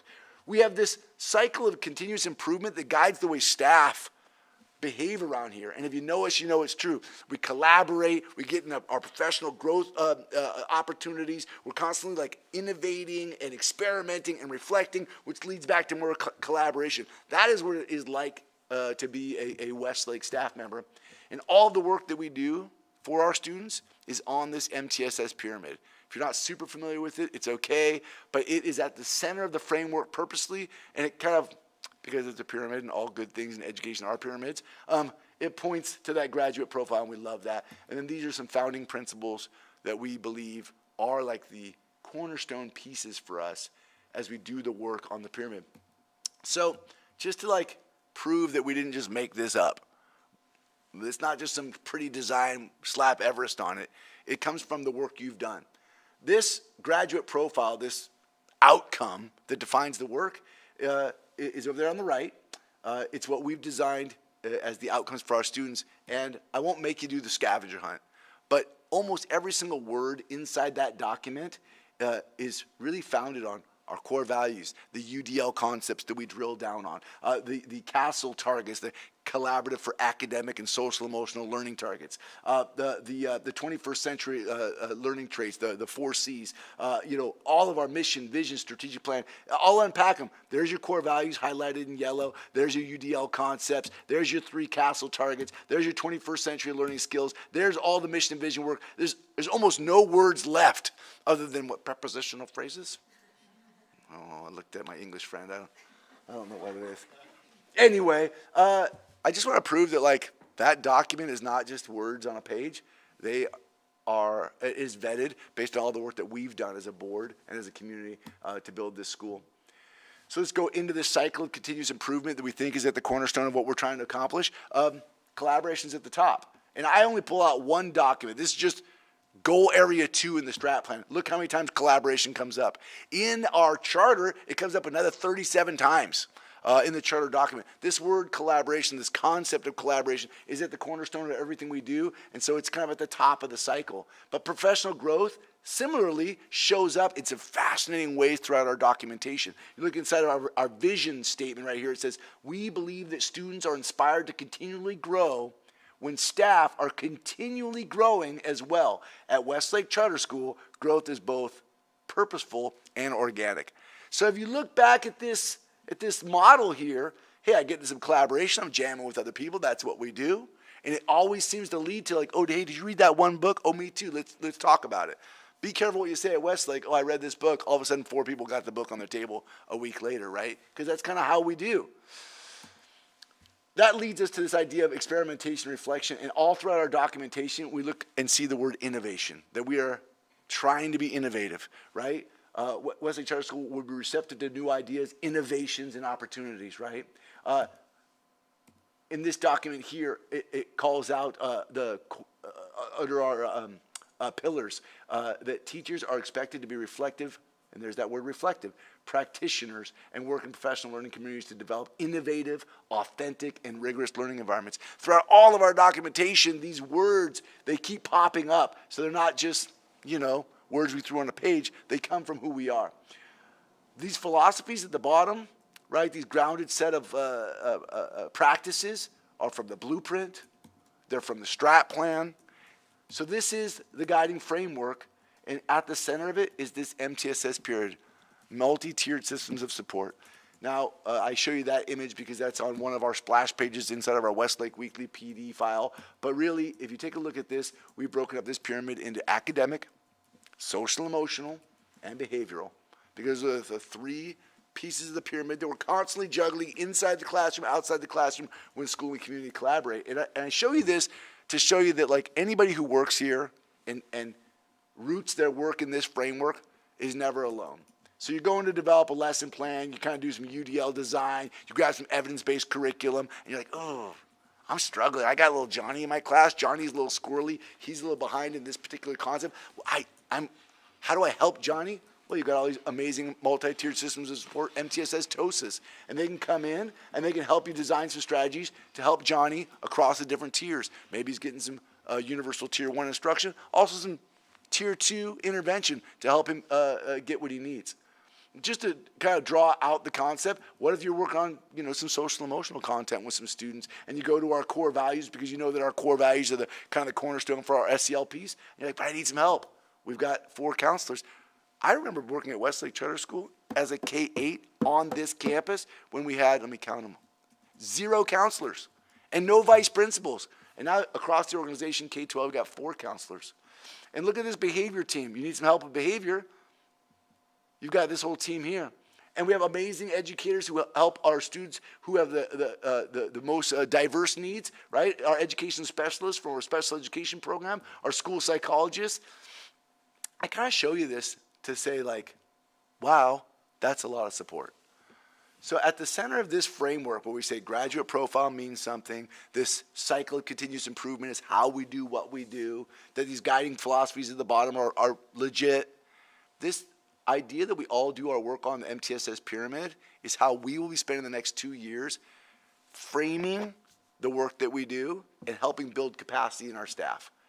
Helping them recognize, is it a tier 1 strategy that I'm trying to work on right now? Or am I really grappling with a tier 2 intervention?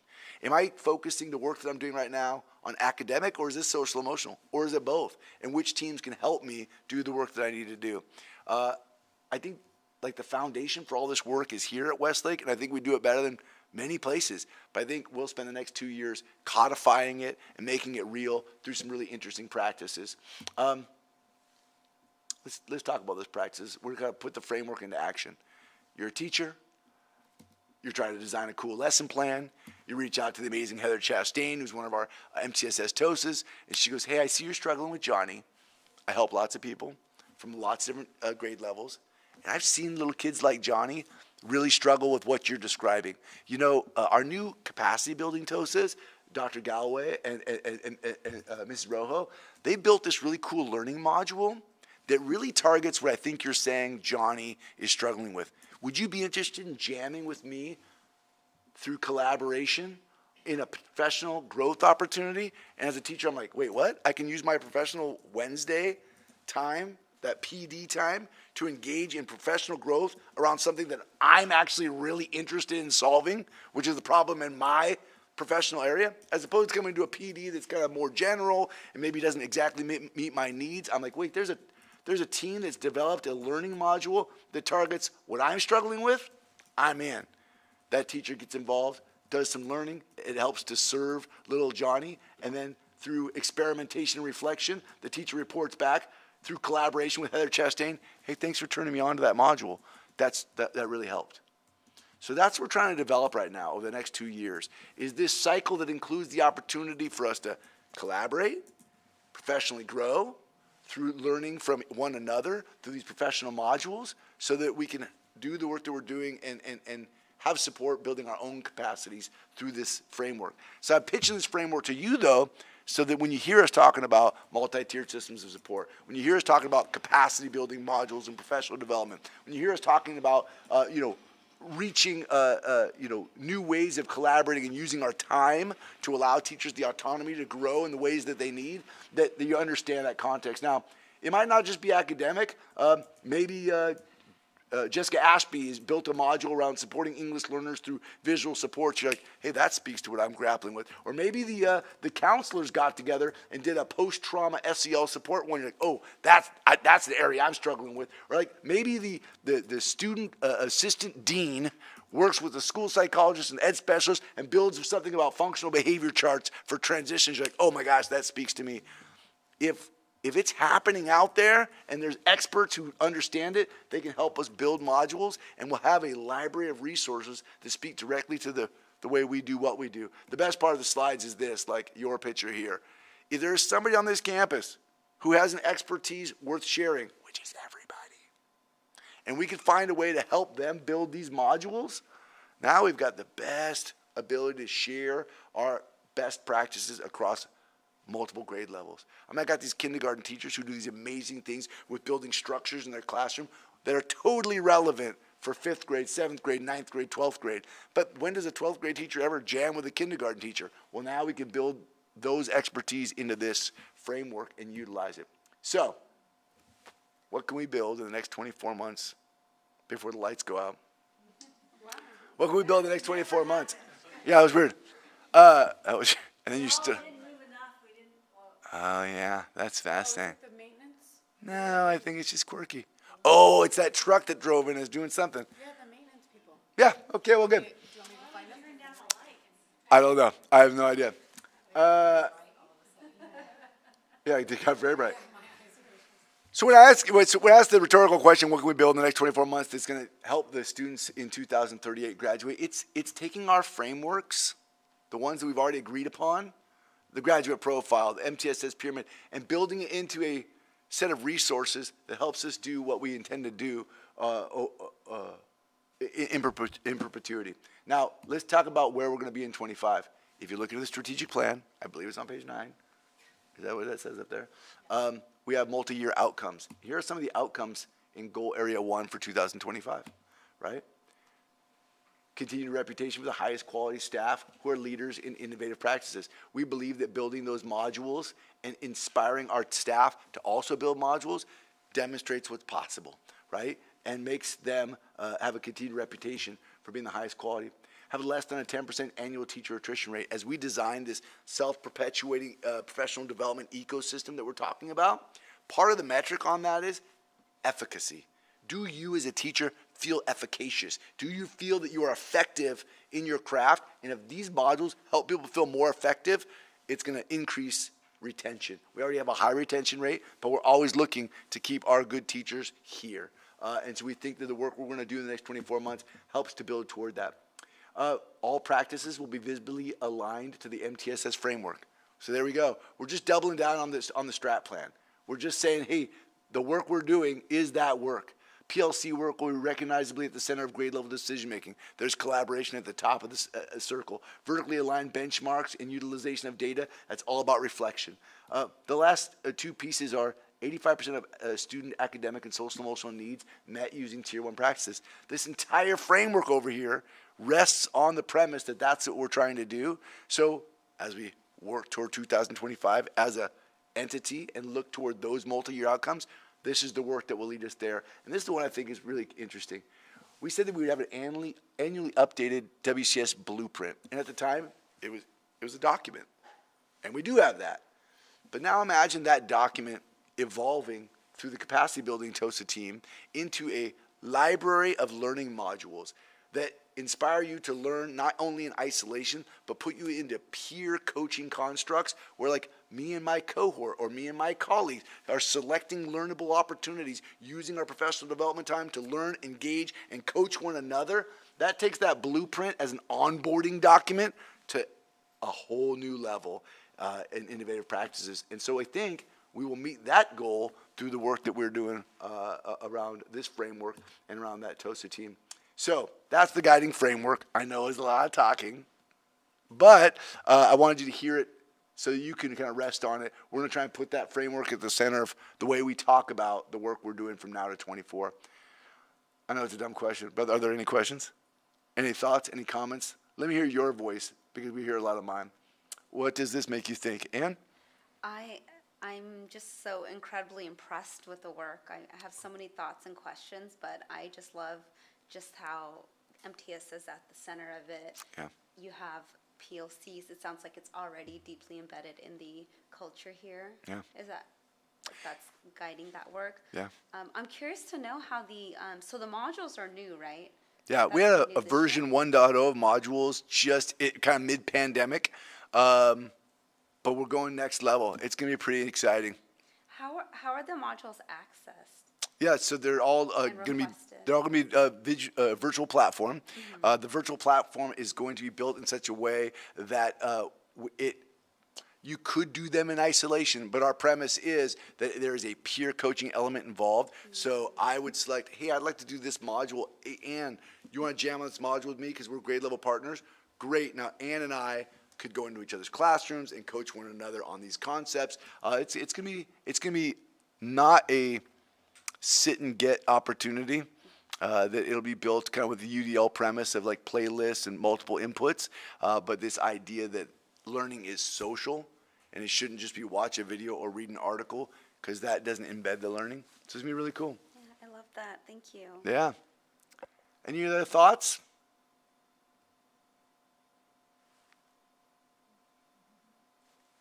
Cool. Not so much on this presentation, but to our discussion from governance, I'd like to see if we can craft a way where our goal language mimics this path. Like, is there a way our goals can tie in so that, again, like sort of what I raised there, I'd like to us all be charting towards the same destination. Yeah, love that, love that. Yeah, and I think that's why we included some of this language on the slides. It's like, hey, this, just like the concept itself, it's not made out of thin air, it's made on our documents, but it is targeting the things we said we were going to achieve. So yeah, how do we make our goals the same? Well, good. I'll step off of here. We'd love to bring this back continuously, even when we talk about, you know, the work that we're doing around academic achievement. We should always be coming back to these frameworks. A couple of updates that I want to do. One is just welcome to the board for the new folks, and for those who've been here longer than 5 minutes, you still get a welcome, so welcome. I want to make sure you know where to get the resources that you need. I want to talk a little bit through the binder that you have. I want to give you a little bit of homework and one little Easter egg challenge. So this is our board website. You can scan it here. It takes you to a landing page. I'm just going to quickly take you there. When you get here, you have your board meetings, committee meetings, all the things. Each committee is listed up here underneath these committee tabs. And at the bottom, it has, all of our names and all of our committee assignments. You'll note on each of the committee pages a different, there it is. A different embedded spreadsheet that more or less just says, hey, what's kind of your overarching guiding calendar for the year? So look at those as you're looking ahead. All of our meeting calendar is here, and that gives you a nice little quick overview on the year as well, and what's coming up and what should be in those meetings, academic readiness, things like that. If you have any questions or need anything or can't find anything ever, I'm your guy, right? Send me an email. I'll help you find it. But if you're looking for quick links like board policies, they're all inside of digital evidence. So board policies, board documents, corporate documents like bylaws, all of that's in here. Now, as a paper version of this site, we have tried to issue this binder tonight and thought, what will we put in the binder that will probably come up over the next year? So at some point over the next year, we're like, hey, we're going to be talking about things that come out of the strat plan. You might, in this binder, flip right to the strat plan, and we can unpack it there. So I would guide you to that binder because our next conversation is going to be board and executive director goals, and those are in the last tab of your binder right now. Any questions about this website? Have you all, I don't want to ask if you've all been here. I'm assuming you've all been there. If you haven't been there, go check it out and let me know if you have any questions on it. But any questions just about resources, documents, things you need to be able to find? We're good? Hope you know everything's at? No. Stop it. Okay, well, here is your homework assignment then. That's not the right slideshow. That's the right slideshow. Here's your homework assignment. It goes like this. There's an all about me. That's what I was going to point out. There's an all about me sheet that I would love for you to fill out. It's on the board site. It says board all about me. It's just a little spreadsheet, and next to your name, you're going to tell me what name do you want on the little placard right here. You want John Ike? You want Dr. John Ike? I'm going to just say John Ike, right? What's your Twitter handle if you got one? Any food allergies? When's your birthday? What's your favorite color? What's your favorite salty treat? What's your favorite sweet treat? And at the end, tell me your t-shirt size because I got a really cool new t-shirt for you. You need to update the access? Oh, how dare you. I was trying to whisper to you. No, it's good. I don't know why you said it out loud. Ruh-roh. Let's just make it anyone with a link. That way the whole world, if you're watching on YouTube, you can click this link. And you can change my t-shirt size. Yeah, it's good. Let's make it, yeah, I love this. Editor. It's good. Yeah, jump on there. That's your homework. I would love to have all of your info right there. So if anyone want to buy you a Starbucks, I can know which kind I want to get you. So your homework is to fill out your all about me. Then preview the website, check it out, click around. Take any notes of any questions that come up, like, oh, I couldn't find the board policies. Send me any questions you have or bring them to the meeting. We'll answer them here. And the first person to find the hidden link, take a screenshot of it, send it to me, and then I'll go to the All About Me page, and maybe you'll get a little treat off the All About Me page. Stop, link, stop. Yeah, you know you've already found it. She's like, probably found it before I even said there was a link. There's a hidden link. If you go poking around the website, you might find it. And you're very competitive. I love that about you. Any questions about the website, about the resources, or the hidden link? I know. Any questions at all, you guys? All right, last piece, and then I'll make it quick, and then we'll just jump back to the agenda. And that is, I wanted to have you have an opportunity to look at last year's goals. They are in the last tab of your binder right now. We did have an opportunity to talk about them at governance, but there's the executive director's goals, and there are the board goals. And I would entertain, based on time, just everybody could read them for a couple minutes, and then we'll just do like a whip round of any thoughts about, any goals you feel that we should really be targeting as a board next year, or any goals you think the executive director should be targeting next year. If you don't have something tonight, that'll be okay. We will come back in 30 days and we'll try again. But take the next couple minutes and just read through the executive director goals and the board goals that are in the last tab of your blue binder. True story? They are there, right? Yeah, okay, cool, cool. I'll be quiet.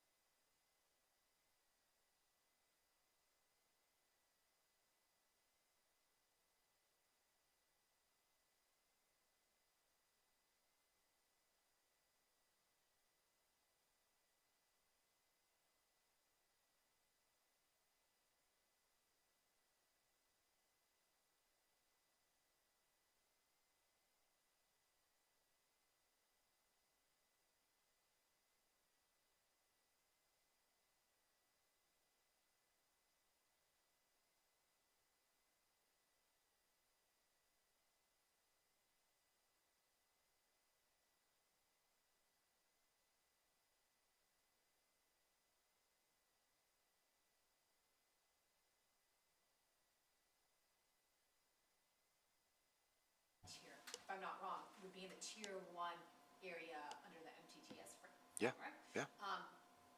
Thoughts on maybe, not saying it, just thoughts on including something related to that under the executive goal, anything related to gate goal full as well, because I see that's like one area that wasn't specifically called out last year. Love it. As an area of focus. Yeah, and it might even fit into that data one goal area too. Yeah, love it, love it. Can I whip this way? Suzanne, you got anything? Besides what we talked about in governance. Yeah, that's good. Good, good, good. Sean? No? Okay, now I'm gonna go back and not let people say no. Next time I come around, no nos. Meredith? All right. Steve, initial thoughts, because no one else is talking, and we want to demonstrate what it looks like to think out loud. I love the facilities piece. Yeah. I'm all in for that for this year. Yeah, I'm all in. I'm all in on facilities pieces. Yep, me too. Ann? I'm still thinking about your MTSS framework. I really Yeah. like that, especially the piece related to how the learning modules will look like, Yeah. especially like opportunities for how asynchronous learning would look like. It looks like there's opportunities for choose your own adventure.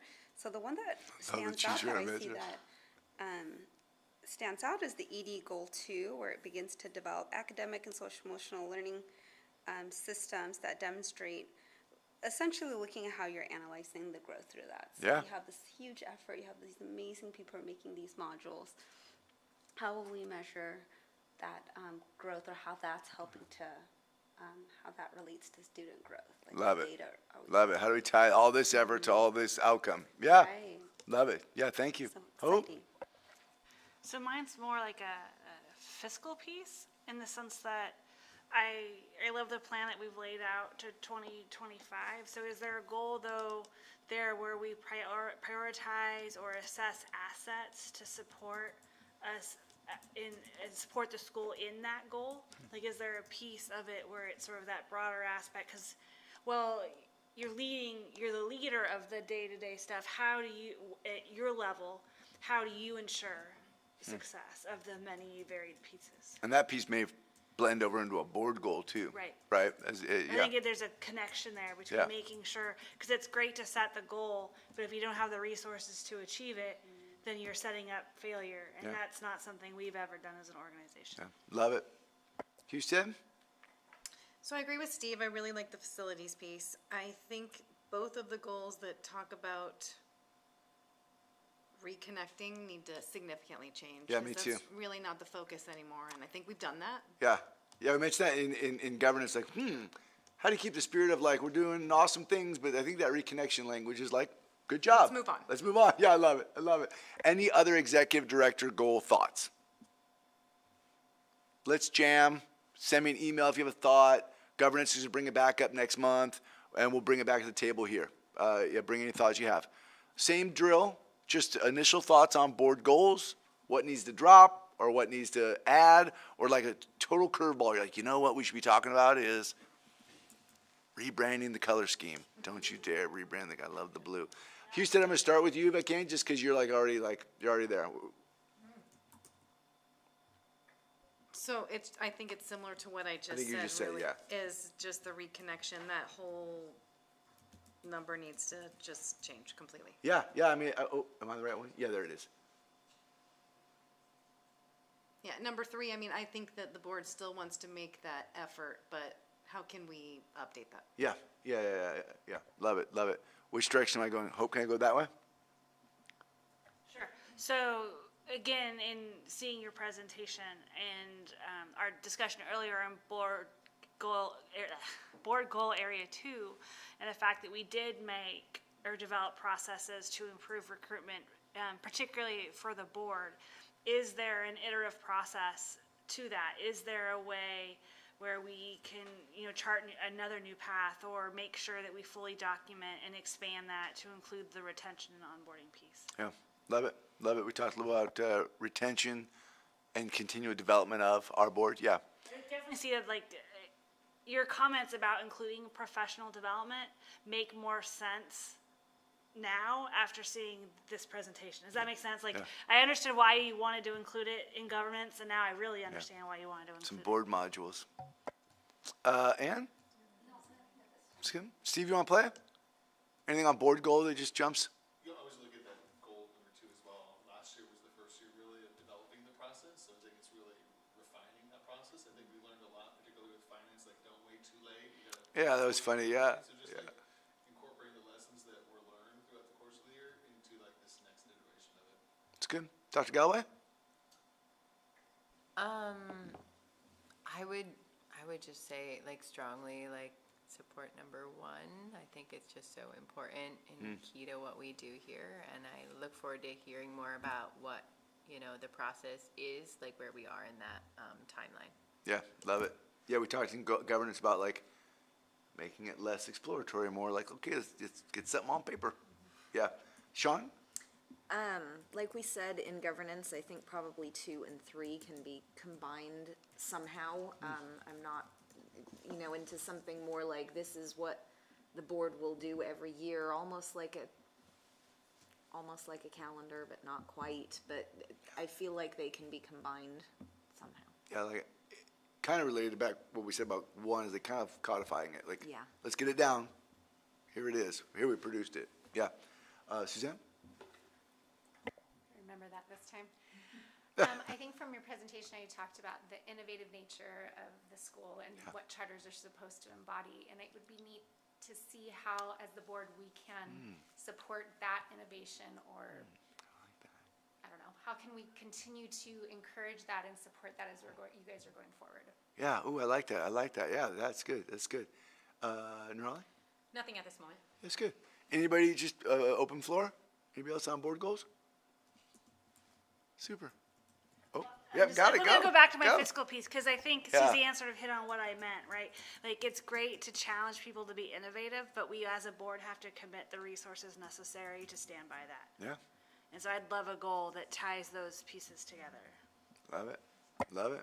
It's good. We'll get all this in the notes and bring it back and say, hey, these are some of the things we said, and then we'll say more things on top of that. I think that is the end of my 109 slides. Oh, no, it was 110th. There it is, 110th. Let's go back to the agenda. I think we have one regular agenda item, true story. Can I just take this moment to publicly announce that my Brown Act presentation was shorter than this executive director's report? I don't know. I think mine got 2 more laughs. I counted. It's on YouTube. You got at least 2 more laughs, and I would argue it was more important, but it was still a moment for me that not that I was timing. Yeah. But thank you. It was a great presentation. I didn't mean to take anything away from it. It's good. That brings us to our one action item for this evening, the declaration of need for fully qualified educators. Before I ask for questions on this, John, do we have any public comments? I will check now. And I'm assuming, Steve, there's no presentation. It's just what's in the packet. Correct, there's no presentation, but I can walk through what it is, or if there's any questions. Maybe just real quick while he checks for public comment? Sure. So the declaration of need is a form required by the CTC. If we have some certificated staff who are working towards a credential, probably the easiest way to kind of think about that is most of our K-8 staff are in a multiple subject credential.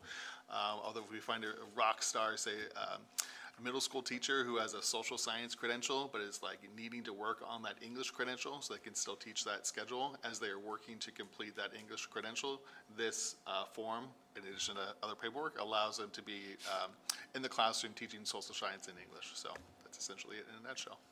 And there are no public comments. Perfect, thank you.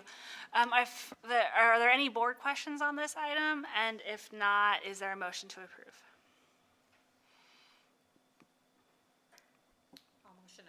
Thank you, Nerali. Is there a second? I'll second. Thank you, Sean. Amy, will you please take the vote? Hope, Yes. Sean, Yes. Meredith, Yes. Amber, Yes. Suzanne. Yes. This is not pretty. Nerali Yes. and Ann. Yes. I have to make her a little cheat sheet, a I little know, sticky I she promise can I'll put get it, up. I promise. It's late. I'm tired. No, I appreciate it. We didn't have any other discussion items tonight.